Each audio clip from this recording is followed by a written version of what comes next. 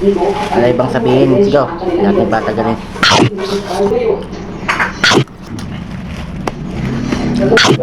Hindi inaasahan ng House Prosecution Panel na alisin ang schedule sana ang defense teams kung gaano kabigat ang mga testimonya sa oras sila na ang magpresenta ng witnesses.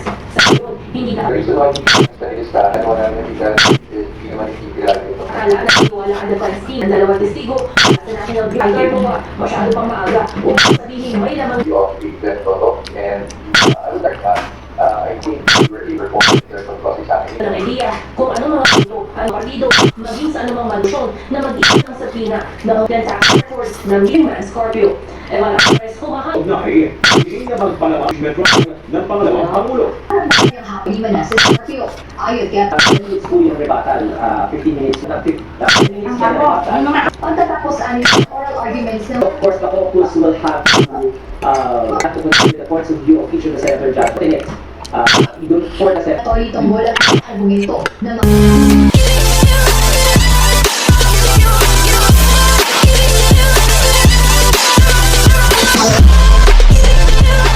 Hey guys, kain tayo ng spaghetti. So, pagising na ako.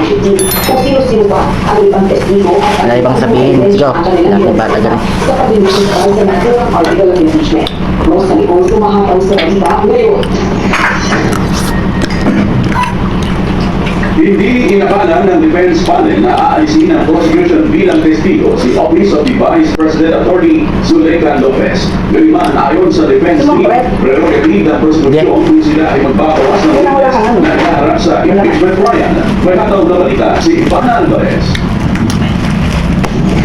Natungkol ba hindi ba expected yung mga American things, but that was the prerogative of the prosecution. Hindi inaasahan ng kampo ni Vice President Sara Duterte ang naging desisyon ng House Prosecution Panel na alisin si Office of the Vice President Staff Attorney Zuleika Lopez bilang testigo na schedule sanang humarap ngayong linggo para sa aligasyong pagbabanta at pag-aalsa ni Vice President Duterte. Ayon kay Defense Team spokesperson Attorney Michael Poa, hindi nila itinuturing na bentahe para sa depensa ang pag-drop kay Lopez bilang witness dahil nasa impeachment court pa rin ang pagpapasya kung gaano kabigat ang mga testimonya at ebidensyang ihaharap ng magkabilang panig. Dagdag mo niyang maaaring magbawas na mga testigo ang depensa sa oras na sila na ang magpresenta ng kanilang mga argumento kung makita nilang hindi na kailangan ang iba pang corroborative witnesses. Sa ngayon, hindi nakalis si Attorney Lopez bilang witness ng depensa. Although ayun, pag naman sa ngayon, the reason why hindi namin dahil sa hindi naman sa tingin natin, hindi nagawa namin hindi naman itigilala yung testimony.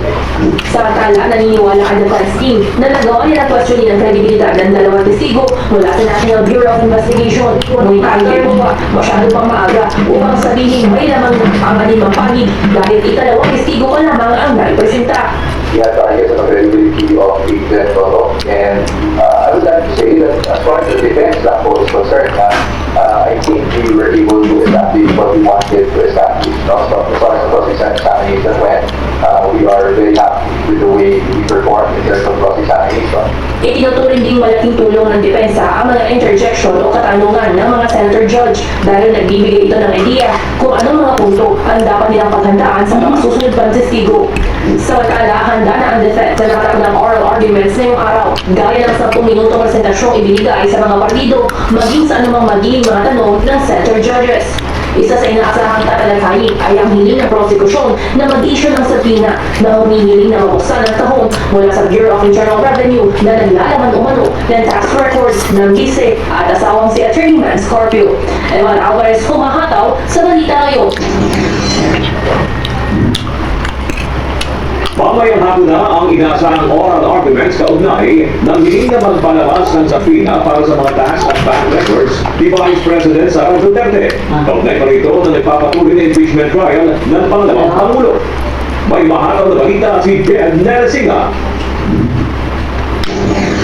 maghaharap mamayang hapon ang defense at prosecution team sa isang oral argument sa Senate Impeachment Court. Ito ay may kaugnayan sa motion na isampina ang tax at bank records nila Vice President Sara Duterte at kanyang asawa na si Atty. Manasseh Scorpio. Ayon kay Atty. Reggie Tongbol, ang tagapagsalita ng Senate Impeachment Court, bibigyan ng magkaparehong haba ng oras ang House Prosecution Panel at defense team para inatag ang kanilang mga argumento.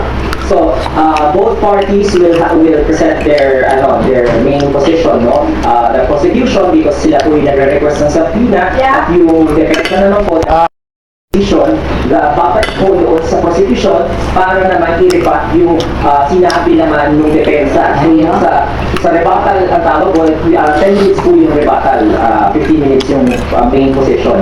And then, pagkatapos po ng prosecution, 10 minutes yung rebuttal, babalik po sa depensa para mag-rebut siya doon sa rebuttal yung prosecution. So, ganun parang debate po yung forma. Pagkatapos aniya ng oral arguments ng magkabilang panig, hindi magdedesisyon agad ang korte. Bagkus ipinaliwanag na ito itong niya magsasagawa muna ng caucus ang senator judges bago sila magkaroon ng pagkakataong maglatag ng kanilang mga argumento o magtanong. Na magkakaroon ng desisyon after the caucus.